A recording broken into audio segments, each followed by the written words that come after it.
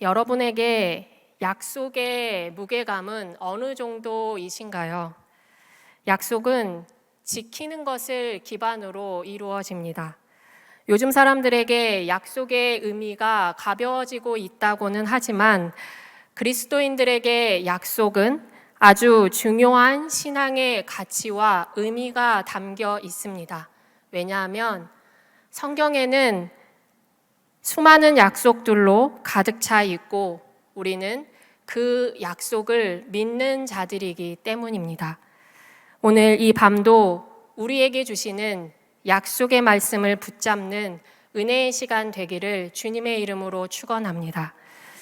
오늘 우리가 함께 본 요한복음 14장은 예수님의 고별 설교 중에 한 부분입니다. 요한복음 13장부터 16장은 예수님께서 십자가의 죽음을 목전에 둔 시점에서 제자들에게 마지막으로 하신 말씀인데 성령에 관한 말씀이 4번이나 반복해서 나옵니다. 반복해서 말씀하신 것을 보면 성령에 관한 말씀이 그만큼 중요하다는 말씀입니다. 예수님은 이제 사랑하는 제자들을 두고 십자가를 향해 나아가실 준비를 하시면서 예수님이 떠나가시고 남겨질 제자들이 겪을 괴로움과 두려움을 아셨습니다. 그래서 요한복음 14장 1절에 너희는 마음에 근심하지 말라라고 하실 만큼 예수님의 이 고별 설교는 제자들을 달래고 위로하는 내용입니다. 3년 동안 동고동락했던 예수님입니다. 제자들은 예수님을 정말 사랑했고 믿었고 함께 먹고 자고 마치 평생을 함께 살아갈 마음으로 따랐을지도 모릅니다. 때로는 시냇물을 따라 예수님과 도란도란 이야기를 나누며 걷기도 하였을 것입니다. 무리를 향해 외치는 예수님의 설교는 모두를 사로잡고 압도할 뿐만 아니라 제자들에게도 은혜의 시간이었습니다. 예수님이 선포하시는 권위의 말씀은 힘이 있었습니다. 그래서 제자들은 예수님과 함께 있는 것이 좋았고 우쭐했고 행복했습니다. 가끔은 따뜻하게 마음과 육체를 위로해 주시기도 하셨을 것입니다. 폭풍우를 만나 우리가 이제 죽게 되었다고 두려워 떠는 제자들을 예수님은 지키셨습니다.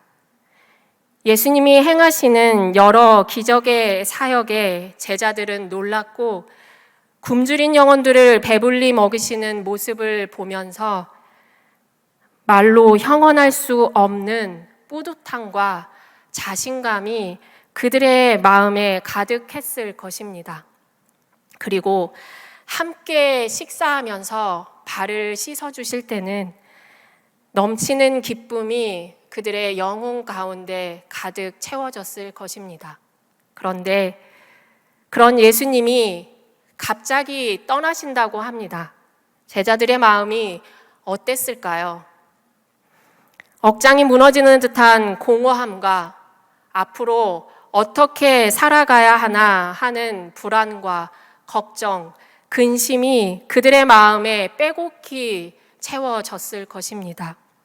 너무 사랑했던 사람, 그래서 어디든지 언제든지 함께 하고 싶어 했던 사람이 떠난다고 하니 근심과 괴로움과 걱정이 앞섰을 것입니다.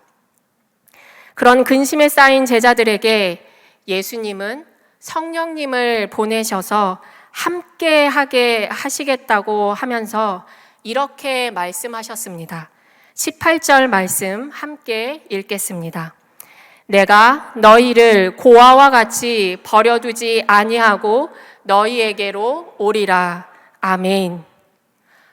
얼마나 감동이 되고 안심이 되는 말씀입니까? 이 약속을 믿으십시오. 예수님은 우리를 고아처럼 버려두지 않습니다. 절대로 떠나지 않습니다. 그냥 내버려 두시지도 않습니다. 그래서 어떻게 하신다고 하셨습니까? 성령님을 보내셔서 영원토록 우리와 함께 있게 하시겠다고 하셨습니다. 또 다른 보혜사를 너희에게 주겠다고 하셨습니다. 보혜사는 한자어인데 보할 보, 은혜 해, 스승사를 써서 보호하시고 은혜를 주시는 스승이라는 뜻입니다. 다른 성경 번역본을 보면 여러 가지 다양하게 번역되어 있지만 이 말을 가장 쉽게 번역하면 곁에 계시는 분이라는 뜻입니다. 보혜사로 번역된 헬라어는 파라클레토스입니다. 이 말은 파라라는 단어와 칼레오라는 단어의 합성어인데 파라는 옆에, 칼레오는 위로하다라는 말에서 왔습니다. 합쳐서 이 단어의 뜻을 풀이하면 내 옆에서 은혜로 나를 위로하시고 나를 이끌어주고 때로는 나를 위해서 변호해주고 도와주고 격려해주시는 존재가 파라클레토스입니다. 그러면 이 보혜사 성령님이 오셔서 어떤 역할을 하시나요? 성령님의 역할이 다양하겠지만 예수님이 마지막으로 남아있는 제자들에게 설교하신 내용으로만 보자면 영원히 함께 하시는 사역입니다. 보혜사 성령님께서 지금은 물론이거니와 영원히 너희와 함께 하겠다고 하십니다. 그런데 예수님의 말씀 가운데 한 가지 재미있는 표현이 나옵니다. 또 다른 보혜사라는 말입니다. 또 다른이라는 말은 성령 외에 보혜사가 또 있다는 말입니다. 그러면 원래 있던 보혜사는 누구십니까? 바로 예수님 자신이십니다. 그동안 예수님은 제자들과 늘 함께 하시면서 그들을 돌보시고 지키시고 인도해 주셨습니다. 그런데 이제 예수님이 승천하신 후에는 제자들에게 또 다른 보혜사인 성령님을 보내셔서 함께 하시겠다는 말입니다. 구약에 보면 이스라엘 백성들이 출애굽하는 동안 하나님께서 그들과 함께 하셨고 신약에는 인간의 몸을 입고 오신 예수님이 우리와 함께 하셨습니다. 그리고 예수님이 부활 승천하신 이후에 주님은 지금 우리들 가운데 숨결로 함께 하십니다. 요한복음 20장 22절 말씀에 부활하신 후에 제자들에게 나타나셔서 성령을 받으라 라고 말씀하시는 장면이 이렇게 기록되어 있습니다. 그들을 향하사 숨을 내쉬며 이르시되 성령을 받으라. 아멘. 이 숨이라는 말이 헬라어로 푸누마라고 하는데 성령, 영, 영혼, 숨, 생명이라는 뜻이 있습니다. 흥미로운 것은 구약에서 성령이라는 단어가 히브리어로 루아흐입니다. 이 말은 바람이라는 뜻도 있고 성령이라는 뜻도 있습니다. 하나님께서 흙으로 사람을 지으시고 생기를 그 코에 불어 넣으셨습니다. 생기가 바로 성령 루아흐입니다. 성경은 하나님께서 아담에게 생기를 불어 넣어 주시자 생명이 되었다라고 말씀하고 있습니다. 예수님은 이 땅에 오셔서 하나님께서 우리와 함께 하심을 나타내셨고 이제 떠나시며 하나님의 영, 성령을 우리에게 숨결처럼 불어 넣어 주시고 우리와 함께 하심을 나타내시는 것입니다. 주님의 영이 숨결같이 우리에게 임하신다는 것은 주님께서 굉장히 친밀하게 우리 속에 함께 하심을 말합니다. 우리가 숨을 쉬는 것처럼 주님이 우리 안에 지금 우리와 함께 거하고 계십니다. 우리가 주님의 말씀에 순종하며 말씀을 따라 살아가고 주님 보시기에 잘 살고 있으면 우리가 어떤 일을 할 때 잘하면 선생님이나 부모님이 칭찬해 주시는 것처럼 성령님은 그래 잘한다 라고 칭찬하시면서 함께 하세요. 그러면 반대로 말씀을 멀리하고 주님을 멀리하고 있으면 성령님은 우리를 떠나실까요? 아니요. 영원토록 함께 한다고 약속하셨습니다. 함께 하세요. 그러면 어떻게 함께 하실까요? 그러면 안 돼. 책망하시면서 깨닫게 하시면서 우리와 함께 하십니다. 우리가 주님을 멀리하면 주님께 가까이 가라고 권면하시면서 우리와 함께 하십니다. 오늘 우리가 함께 본 말씀 17절에 성령님을 진리의 영이라고 소개하고 있습니다.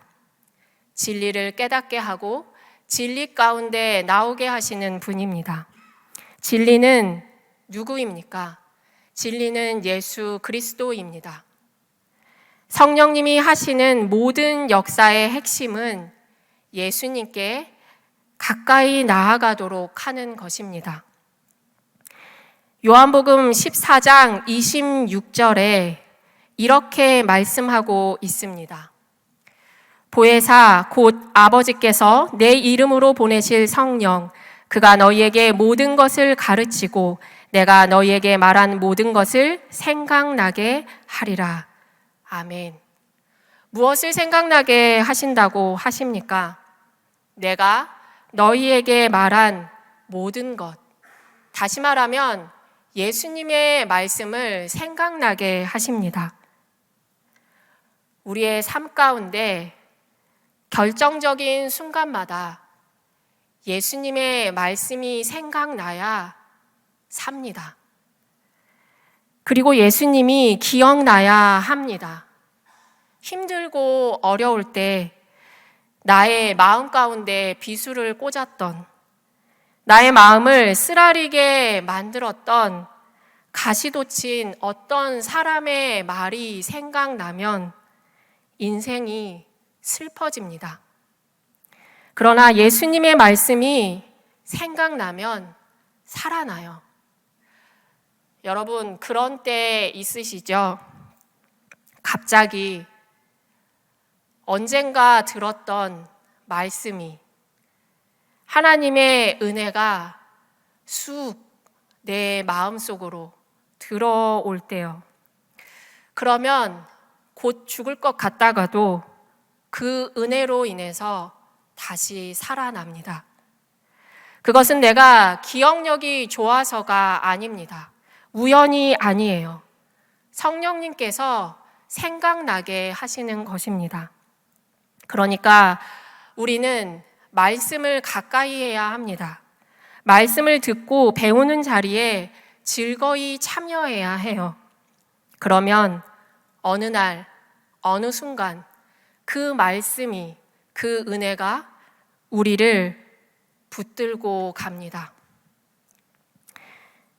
그리고 17절 말씀에 세상은 능히 그를 받지 못하나니 라고 말씀하십니다. 세상은 성령을 받을 수 없습니다. 아무리 대단한 사람도 예수님을 믿지 않으면 성령을 받을 수 없습니다. 그러나 반대로 예수님을 믿는 우리에게는 이렇게 말씀하십니다. 그는 너희와 함께 거하심이요 또 너희 속에 계시겠음이라. 아멘. 무슨 말씀입니까? 우리가 아무리 미약하고 부족하고 보잘것없어도 예수님을 믿으면 성령님이 함께 하신다는 것입니다. 이것이 복음입니다. 참 좋으신 성령님을 우리에게 보내주셔서 우리가 이 땅 가운데 고아처럼 홀로 외롭게 쓸쓸하게 살지 않게 하겠다고 주님께서 말씀하시는 것입니다. 예수님께서 근심과 두려움에 괴로워하는 제자들에게 성령님을 보내셔서 깨닫게 하시고 말씀을 생각나게 하셔서 그 말씀을 따라 살게 하시고 도우시고 지키시며 마침내 그들에게 주기 원하신 것은 무엇일까요? 평안입니다. 예수님의 평안이에요. 요한복음 14장 27절 말씀을 함께 읽겠습니다. 평안을 너희에게 끼치노니 곧 나의 평안을 너희에게 주노라. 내가 너희에게 주는 것은 세상이 주는 것과 같지 아니하리라. 너희는 마음에 근심하지도 말고 두려워하지도 말라. 아멘. 평안에는 두 종류가 있습니다. 세상이 주는 평안과 예수님이 주시는 평안입니다. 세상이 주는 평안은 상황과 조건이 좋을 때 오는 평안입니다. 조건과 상황이 달라지거나 안 좋아지면 그 평안은 깨집니다. 그러나 예수님께서 주시는 평안은 조건과 상황이 좋지 않더라도 오는 평안입니다. 폭풍 속에서도 배 고물에서 편안히 잠을 잘 수 있는 평안이 예수님의 평안이에요. 우리도 살아가다 보면 우리의 인생에 태풍이 칠 때가 있습니다. 누군들 태풍이 치는 곳으로 가고 싶겠습니까? 가다 보니까 태풍이 치는 겁니다. 파도가 치고 배가 흔들리니 마음이 흔들릴 때가 있습니다.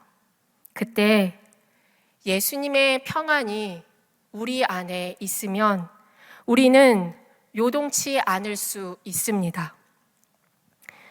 부활하신 예수님께서 두려움 가운데 문을 걸어 잠그고 있던 제자들에게 찾아오셔서 그들에게 처음 하신 말씀이 평안입니다.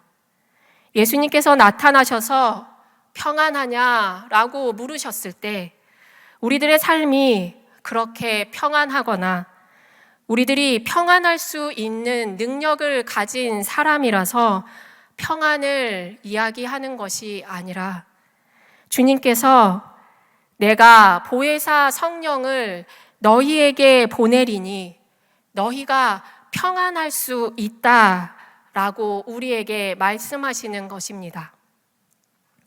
우리가 완벽하기 때문에 믿음으로 살아갈 수 있는 것이 아니라 보혜사 성령님께서 우리와 함께 하셔서 우리를 지켜주시기 때문에 우리가 평안할 수 있습니다. 예수님의 평안이 내 안에 가득하면 근심과 두려움이 밀려나갑니다. 근심과 두려움을 아무리 내 힘으로 밀어내려고 애써도 비워낸다 해도 또 다른 근심이 두려움이 옵니다. 그렇지만 내 안에 예수님의 평안으로 꽉 차 있으면 근심과 두려움이 밀려납니다. 그릇에 담겨진 물이 탁해졌더라도 계속해서 깨끗한 물을 부어지면 깨끗해지는 것과 같습니다. 주님께서 주시는 평안이 우리 마음 가운데, 우리의 삶 가운데, 우리의 교회 가운데 가득하기를 축원합니다. 주님은 결코 우리를 고아처럼 버려두지 아니하시고 숨결처럼 우리에게 임하셔서 우리와 영원토록 함께 하신다고 약속하셨습니다.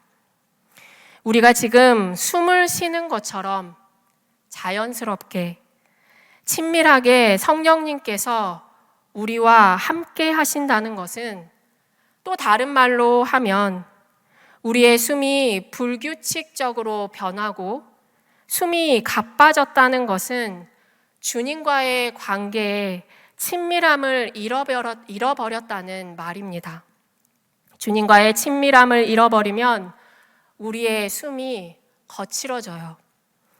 우리의 호흡이 거칠어지면, 주님과의 친밀함을 잃어버리면 우리의 삶에, 우리의 신앙에 문제가 생겼다는 것입니다. 숨 쉬는 일은 내가 신경 쓰지 않아도, 애쓰지 않아도 자연스럽게 이루어집니다. 하나님께서 그렇게 창조하셨어요. 숨을 쉬는 지극히 자연스럽고 단순해 보이는 한 과정을 통해서 하나님께서 우리 몸 안에 얼마나 다양하고 복잡한 회로를 작동시키시는지, 그래서 우리의 생명을 이어가시는지 그렇게 만들어 놓으셨습니다. 그런데 숨이 가쁘면 어떻습니까? 정도가 심해지면 우리 몸의 기관들이 고장나기 시작하고, 그러다가 숨이 멈추면 죽는 것입니다. 숨결처럼 우리 가운데 임하시는 성령님은 우리를 살게 하십니다. 우리를 지켜주시고 주님께로 우리가 더 가까이 나아가도록 도와주십니다. 그렇게 살도록 알려주세요. 예수님께서 우리에게 주신 이 약속은 예수님의 부재로부터 시작합니다. 예수님이 존재하시지 않는 예수님의 부재에서부터 우리와 함께 하시겠다고 말씀하셨습니다. 예수님이 지금 우리와 여기 계시지 않고 예수님이 떠나가시고 예수님께서 성령님을 보내주셔서 우리 안에 숨결처럼 임하신다는 이 약속의 말씀은 우리의 신앙에 아주 중요한 약속이고 우리 신앙을 뜨겁게 합니다. 그래서 예수님도 요한복음 16장 7절에 이렇게 말씀하셨습니다. 그러나 내가 너희에게 실상을 말하노니 내가 떠나가는 것이 너희에게 유익이라. 내가 떠나가지 아니하면 보혜사가 너희에게로 오시지 아니할 것이요 가면 내가 그를 너희에게로 보내리니. 아멘. 예수님께서 이 땅 위에 제자들과 함께 동행하실 때는 예수님이 함께 하시는 순간, 예수님이 함께 하시는 자리가 함께였습니다.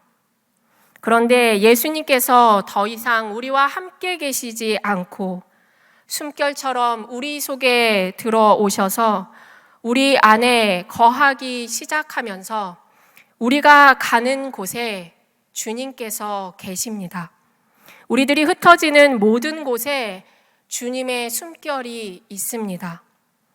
예수님의 제자들도 예수님과 함께 다닐 때는 행하지 못했던 일들을 예수님이 떠나가시고 성령을 받은 후에 능력을 행하고 담대히 세상 가운데 나아갈 수 있었습니다.